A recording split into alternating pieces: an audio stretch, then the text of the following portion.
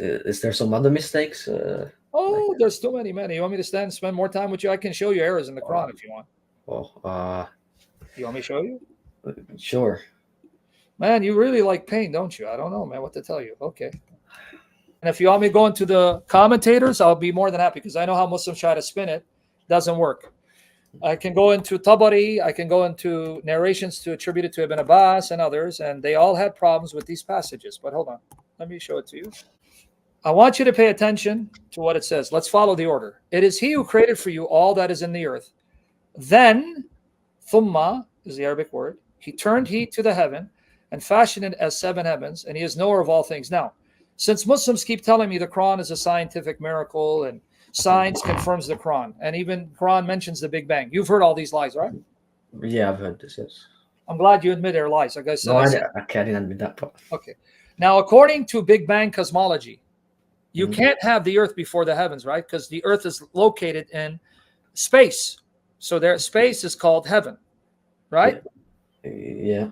But here the Quran says the Earth was formed, then the heaven was formed into seven heavens. How can you have the Earth before the heaven? Then he turned into the heaven. Wait, it doesn't say he created the earth first. Yes, it did. It says, He it is who created for you all that is in the earth, then turned He to heaven and fashioned as seven heavens. So you can't have the earth existing in a heaven that's not already fashioned and formed and shaped. In fact, all of your early Muslim scholars admit that the earth was first created, then the heaven was made into seven heavens, then the earth was then fitted to have mountains and nourishment. But they all admit the earth came first because of the reading of the Quran. So how do you reconcile this with Big Bang cosmology? Wait, who says that the earth was first? Well, like who? Oh, Who Ibn was first? Abbas, Tabari, Ibn Kathir, they all say it, man. I'll give you Uh, the hadith in a minute, but they all say that. They all admit this. This is how they didn't have Big Bang cosmology when they were commenting on the Quran. And Muhammad didn't have Big Bang cosmology. So they had no problem saying, yeah, the earth was created, but it wasn't fitted and fashioned. Then Allah took the smoke that was heaven, made into seven heavens, and then He turned His attention back to the earth, and then He filled it with its nourishments and mountains. what was when he says he who created for you all that is in there, and he lifted himself to heaven? Couldn't he just say? So if there is no heaven, how could he lift himself to the heaven? No, that's not what it says. You just misquoted it, buddy. What? I don't know what you're talking about. Here, let me show it to you. 41, 9 to 12. So I have no idea what you're talking about here. 41, 9 to 12. Say, O Muhammad, unto the idolaters, disbelieve ye verily in Him who created the earth in 2 days. Now count with me. He created the earth in 2 days, right? Yeah. And ascribe ye unto Him rivals. He and none else is the Lord of the worlds. He placed therein firm hills, rising above it, and blessed it, and measured therein its sustenance in 4 days, alike for all who ask. Now, how many days did it take Him to create its sustenance? 4 days. So 2 days He created the earth, right? Yeah. And how many days to sustenance? 4 days. So what's 2 plus 4? 6. Okay. Then turned He to the heaven when it was smoke. You cannot have heaven being smoke after the earth is created. The heaven has to already exist. Uh, Then turned He to the heaven when it was smoke, right? yeah. And said unto it and unto the earth, you cannot speak to the earth if the earth isn't existing when the heaven is smoke. So who's Allah talking to? The earth. And when is He talking to the earth? When the heaven is still smoke. How are you going to have earth existing when heaven is smoke? Uh, This agrees with Big Bang cosmology? Well, smoke. What is smoke? Maybe smoke means like heaven in. Smoke Yeah. means that it was, let's use scientific term, it was a gaseous mass. Yeah. But a gaseous mass means that the stars and the galaxies weren't formed yet. And I'm going to prove it to you. Then turned He to the heaven when it was smoke, said unto it, unto the earth, come both of you willingly or loth. They said, we come obedient. So notice, heaven is smoke and earth is already air. We come. Then He ordained them 7 heavens and 2 days, and inspired each heaven its mandate.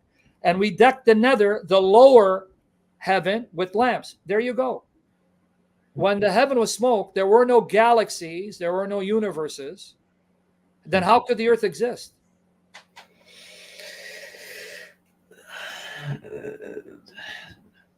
But, but the first part said. But what about the first part when it says, like the first verse?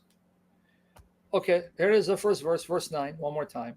Say, O Muhammad, unto the idolaters, disbelieve ye verily in him who created the earth in 2 days, and ascribe ye unto him rivals, he and none else is Lord of the worlds.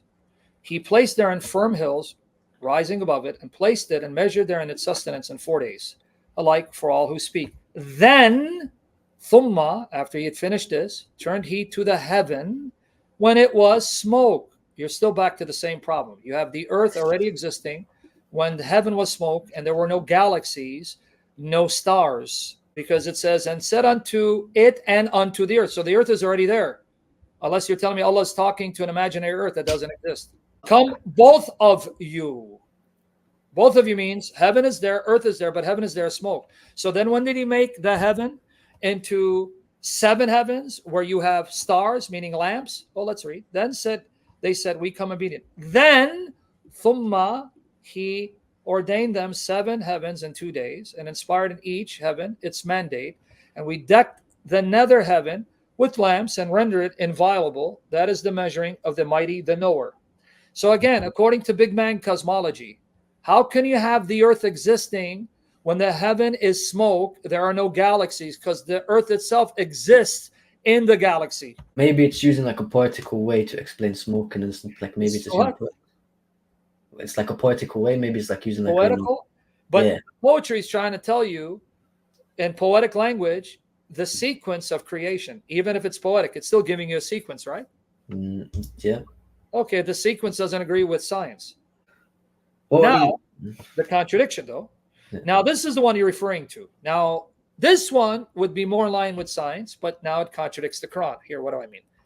Now, let's see what you're referring to. 79, 27 to 33. Pay attention. Are ye the harder to create, or is the heaven that he built? He raised the height thereof and ordered it, and he made dark the night thereof, and he brought forth the morn thereof. And after that, he spread the earth. So what came first? The heaven, right? And then after that, he spread the earth. Mm-hmm. Yeah. And produced therein the water thereof and the pasture thereof. And he made fast hills, right? Yeah. But you got a contradiction. Do you remember why? Because it says here, Allah had already created the hills and the earth's provisions when the heaven was still smoke. So which sequence are you going to follow now? Help me figure it out. Maybe it's like a like in a like a sequence. Maybe it's like in a random ways, like in a sense, like No. it's like it's not. The word thumma is not random, and bada, like we say in some baden afterwards, and after that, this is sequence, and the earth after that. Even Tabari says this word means sequentially. Like after the smoke? Yeah, no, this is saying he spread the earth after the heaven was fashioned. But over here it says the earth was already fashioned and the hills already in place when the heaven was still smoke. So which is it? Did Allah spread the earth and create its nourishment and hills after he already decked the heavens, or before he decked the heavens when the heaven was still smoke? Well, what if the 41 is not like a sequence? Maybe it's yes, I just told you. Then it's thumma, and it has to be sequenced because it says at this time heaven was smoke when the earth existed. Thumma, when the heaven was smoke, but the earth is already there. How can it be already there if it's not sequential? I don't know, to be honest. Yeah, because even the scholars don't know. This is why Ibn Abbas said this is one of the most difficult sections of the Quran to interpret. That's in Ibn Kathir, where Ibn Abbas admitted these passages were difficult. He didn't know how to reconcile them. My point is, you have contradictions in the Quran. If you go with 41, 9 to 12, the earth was already existing when the heaven was smoke, contradicts Big Bang. But if you go with chapter 79, 27, 33, the heaven is already decked out. Then afterwards, he fashioned the hills and nourishment of the earth. But then that contradicts 41, 9 to 12. So either one you take, you're going to have contradictions. Can you show me the Ibn Abbas quote? My pleasure. Hold on, let me get you there because I got so many articles on it. Let me show it to you. It's in Ibn Kathir, but I gotta first get it for you. All right, let me see. Is it here? Let me find it. In his Sahih, that when Ibn Abbas was asked about this very issue, his reply was that the earth was created before the heavens. Did you catch it? This is from Ibn Kathir. In a Sahih, Al-Bukhari, in a Sahih, that when Ibn Abbas was asked about this very issue, his reply was that the earth was created before the heavens and that it was spread out after the creation of the heavens. So you still have a contradiction, don't you? So you have the earth being created, then heaven was smoke fashioned into 7 heavens, and then the earth was spread out, right? Yeah. That's still a contradiction with science, isn't it? But let me find out. And they all say the earth was created first. No one denies it. But I want to find where it says Ibn Abbas had a difficulty. I'm going to probably have to go to Ibn Kathir, but be patient, my friend. Okay, as I try to find it, my question to you is, no matter what solution you seek for, you got a contradiction. So my question is, now they have contradictions, why are you still a Muslim? As I find what Ibn Abbas says. Now, and I can give you what Ibn Abbas says about the sequence. He's clear as day. The earth comes before heaven. No scientist accepts that. So now, if you don't accept what science says, that's okay. Then stop telling me the Quran is a scientific miracle that agrees with modern science. No, it doesn't. So why are you still a Muslim? I mean, because maybe I just don't know the answers. I don't know. Well, I promise you, the more you study, not what Muslim Dawagandas say, that like Uthman, you go to your sources, you go to Ibn Kathir, Tabari, you go to Al-Qurtubi, you go to Jalalain, you're going to see what they say about the meaning of the ayat, all contradicts modern science. None of them interpret the Quran the way Muslims do today, because Muslims now want to reinterpret the Quran to agree with modern science. All right? So that's my point. My point is that the Quran, if we go by modern science, is full of contradictions. And if we examine the Quran internally, it contradicts itself. That's why you even have abrogation. I'll find that hadith for you, I promise you. It's here somewhere. But before I spend 2 hours looking for it, I want to ask you something about abrogation. Okay. You do agree with abrogation, right? Yeah. Yes, you believe that the Quran teaches it, right?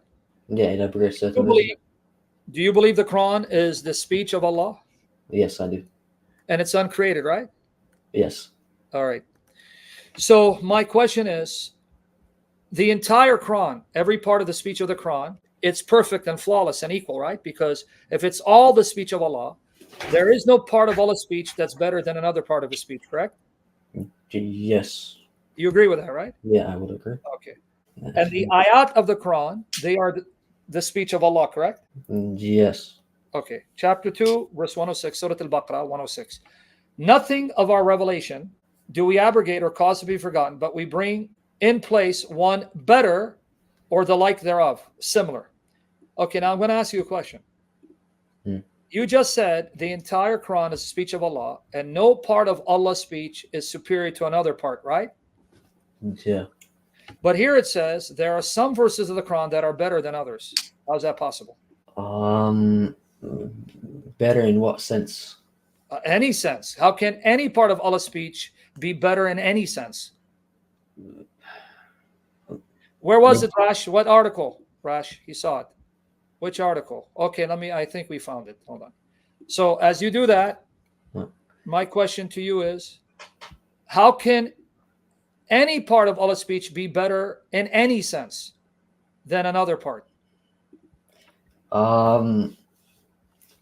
Maybe it's like in the humans, it's like better for humans. Better for humans. So yeah, like you're easier. saying that some of Allah's speech is actually more conducive and beneficial for humans. So some parts of Allah's speech is less conducive. No. Actually, no.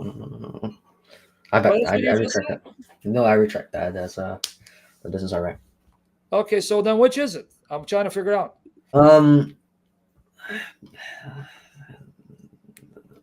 I mean, better. I have no idea, to be honest. I mean, just to be honest, Okay, now how many more problems I'm going to show you with the Quran before you say, man, I give up? Oh, here you go. We found it. Here it is. Here you go. Thank you. We found it. It's in this article right here. Here's where Ibn Abbas said. Thank you, Rash. Guys, where did Ibn Abbas say there were things in the Quran that confused him because he didn't know how to reconcile them? Here you go. This comes from Tafsir Ibn Kathir. Okay. Tafsir Ibn Kathir on chapter 79, 27 to 33. Here you go. This ayah states that the spreading of the earth came after the creation of the heavens. Now, you guys can see the screen? Is it large enough? Let me make it a little larger. So there you go. I told you I have it there.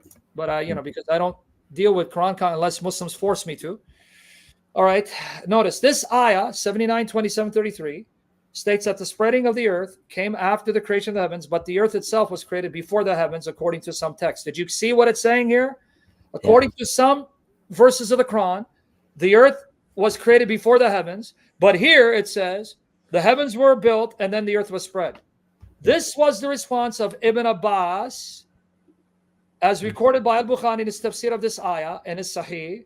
He recorded that Sayyid Ibn Jubayr said, a man said to Ibn Abbas, right, with him saying, I find some things in Quran which confuse me. So he's telling Ibn Abbas, these are confusing me. All right. Ibn Abbas replied, Allah created the earth in 2 days. Then he created the heavens. Then he mounted istawwa ila, the heaven, and gave it its shape in 2 more days. Then he spread the earth, which means that he brought forth there from its water and its pastures. And he created the mountains, sands, inanimate things, rocks and hills, and everything in between in 2 more days. This is what Allah says. Okay, so it was a man that told Ibn Abbas, there are things in the Quran that confuse me.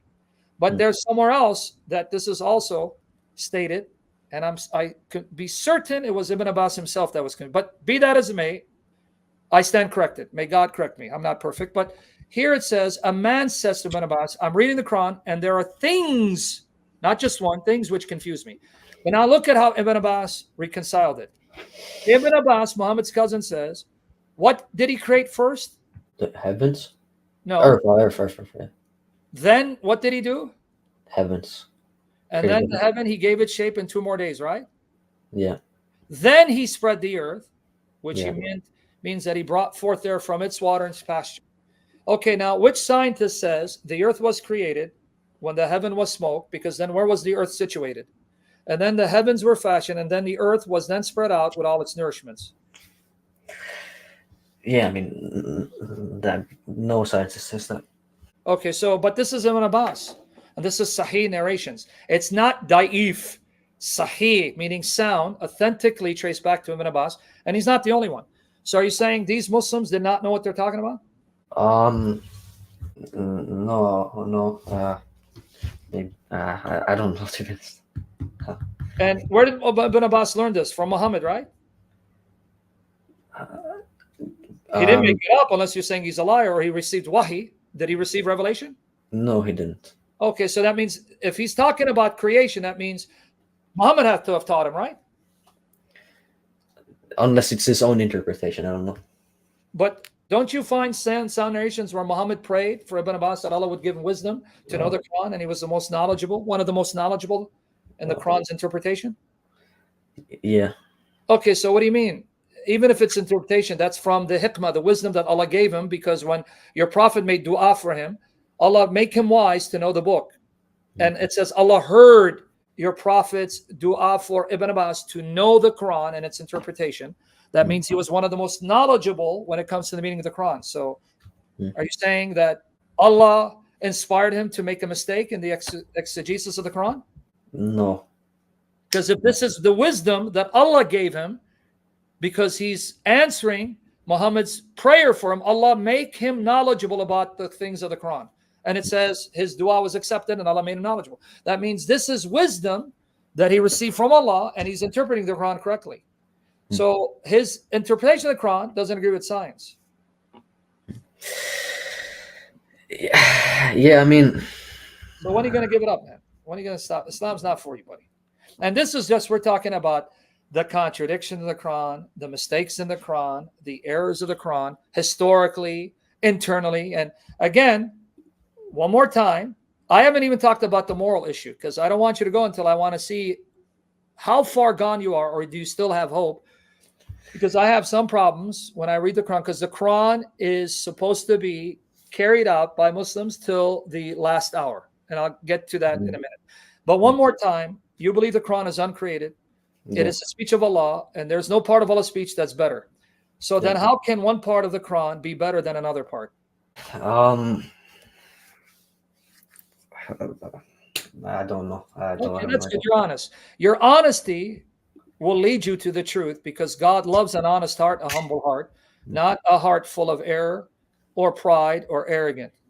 Okay, now the real problem for me is, what do you do with the fact that your Quran, if you're living, let's say if you had the Khalif, you had a Khilafah, you had a Khalif, you don't have it. Okay. But in the reign of the caliphs, in English, by the way, for you guys who don't know, Khalif is caliph, the caliphate, Khilafah.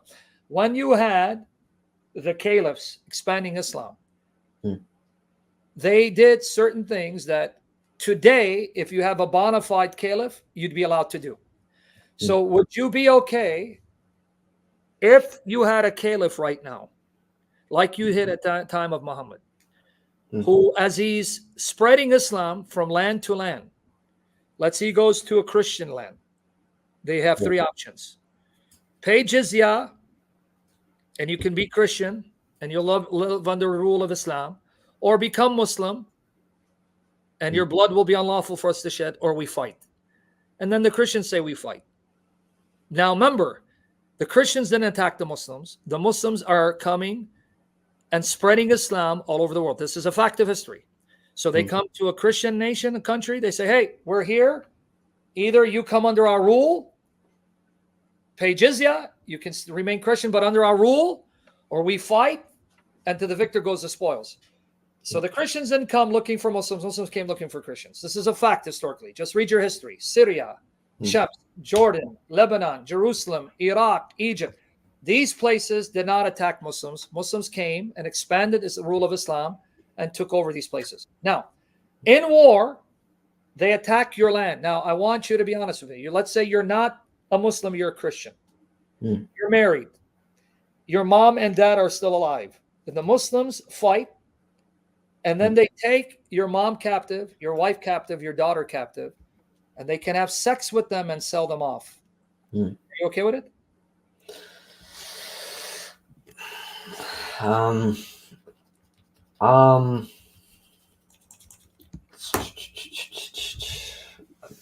have to think about it, man. You'd be okay with your mother being taken captive and then men having sex with her and selling her off with your father still alive? I mean, it's your mother, for the love of God. It's your mother. I mean, I guess no. But that's what Muhammad's companions did to other people's mothers and other people's wives. How are you okay with Muhammad?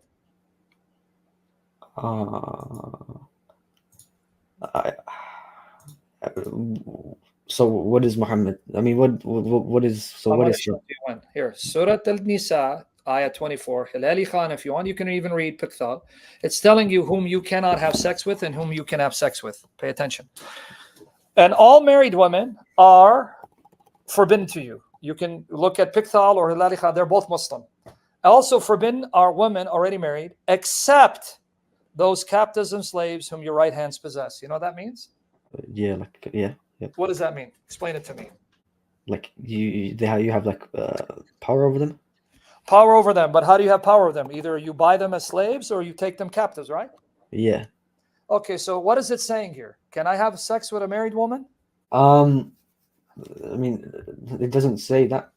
Well, read it again. Forbidden for you are women already married, except. So, can I have sex with married women? Yes, if they are captives. And my position. Well, it says forbidden. It doesn't say like sex. Read it again. Specific. Forbidden. This is talking about sexual relations, brother. It's not about whom you can have sex with and you can't have sex with. You want me to read verse 23 with it? That's the context. Whom can you have sex with and whom you can't have sex with? Here it is. Forbidden unto you are your mothers. Can you have sex with your mother? No. Okay, this is what it's talking about. It's not about haram sex. You can't have sex with your mothers, your daughters, your sisters, your father's sisters, your mother's sisters, your brother's daughters, or your sister's daughters, etc. This is the context. Then it says, also forbidden are married women, except those that you've taken captive or your slaves. So, can I have sex with a married woman if I'm a Muslim?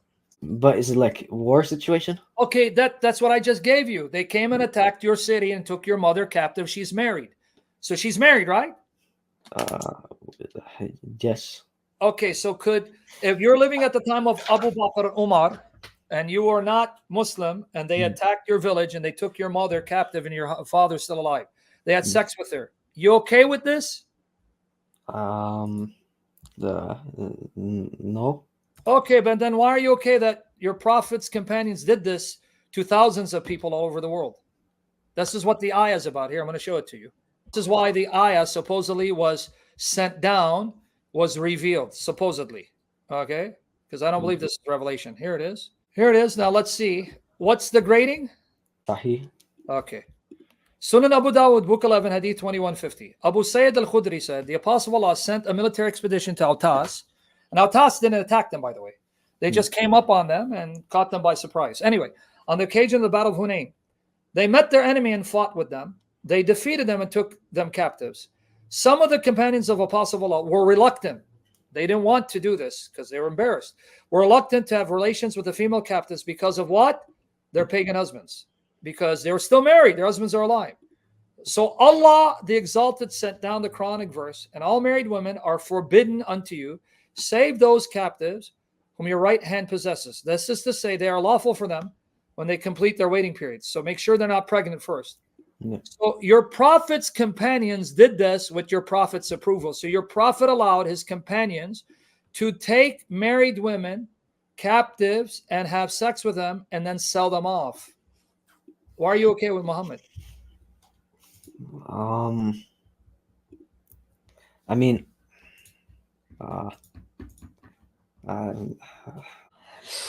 obviously you're not okay with it, man. Leave Muhammad. He's a cancer on society. In fact, are you okay with your prophet abolishing adoption? Didn't he adopt a child? And then he abolished adoption because he took that child's wife, Zayd ibn. Took his wife? Yeah, Zaynab bin Jash. Zayd ibn Haritha, he adopted him, but then when Zayd married Zaynab, Muhammad lusted for her. Allah had Zayd divorce Zaynab so Muhammad could marry her. And then he abolished adoption because people were making fun of him. Oh, Muhammad took his son's wife, so he abolished adoption. Yeah, that's in 37, brother. This is Quran, and I'm going to give you Muqattal ibn Sulaiman Tabari. Man, I'm not making this up. I'm 37. You ready? We're going to look at, let me get Hilali Khan as well so you can do this. And remember when you said to him, Zayd ibn Haritha, we're looking at the right screen here, the freed slave of the Prophet, on whom Allah has bestowed grace, and you have done favor because he had set him free. Keep your wife to yourself and fear Allah. But you hid in yourself. You hid, but you did hide. You hid in yourself. So he told him, keep your wife, but he was hiding what was in his heart. What Allah has already made known to you, that he will give her to you in marriage. Are you not bothered by this? Zayd, his son, adopted son, married, and Zayd said, I'll divorce her. Muhammad said, no, keep her. But then Allah is rebuking Muhammad. You're hiding in your heart what you knew our will was, that he divorced her so you can marry her. Are you okay with a man taking his adopted son's wife, a woman that his son slept with and saw naked, and then taking that woman, making that woman the mother of his adopted son? But did he take him like the woman was fine with it? Of course, he's the prophet. Of course, I want the prophet to have. So if you divorce your wife and she's okay with marrying your dad, and your dad takes your wife and has sex with her, now she's what is she to you now when your dad marries her? Okay. Okay, when your dad marries your ex-wife, what is she to you? Your stepmother, right? Yeah. So you're telling me you'd be okay having this woman whom you saw naked and had sex with now being your mom, and your dad is now on top of her? No. But that's what Muhammad did to Zayd.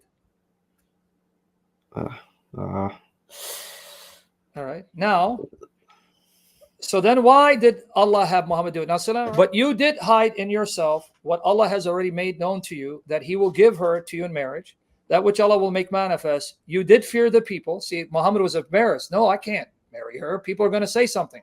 Muhammad married the divorced wife of his manumitted slave, whereas Allah had a better right that you should fear him. So when Zayd had accomplished his desire from her, we gave her to you in marriage, so that in future there may be no difficulty. Now watch why Allah supposedly did this. To the believers in respect of the marriage of the wives of their adopted sons, when the latter have no desire to keep them, i.e. they have divorced them. So do you see why he did it? So that other people could also marry the divorced wives of their adopted sons. Are you okay with that?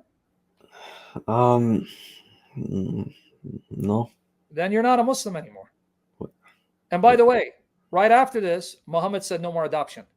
That's chapter 33, verses 4 and 5 and 33-40. So I want to ask you another question. Since Muhammad said, I did this so that I can show you it's okay if you have an adopted son, if he divorces his wife, you can marry that woman, make her your wife. But then he says, no more adoption. So then what kind of example is Muhammad setting when Allah knew he's going to abolish adoption? I don't know, to be honest. You know, I know you don't know. Now you're troubled. Now, when you get a chance, you can reach me out at Skype. I just sent you my Skype name in private. Contact me. We'll talk more. But you just left Islam. You just pretty much denounced Islam because you said you're not comfortable. No, you're not okay with it. And that means you still have some morality in you. There's hope for you. And may Jesus reveal himself to you, because you need to leave Muhammad. In comparison to Jesus, I'm sorry. I don't want to offend you. In comparison to Jesus, he's garbage. Okay, can I ask you questions on Skype? Yes, and we'll talk. Okay. Thank you, man. I appreciate this. Bye-bye. Bye-bye.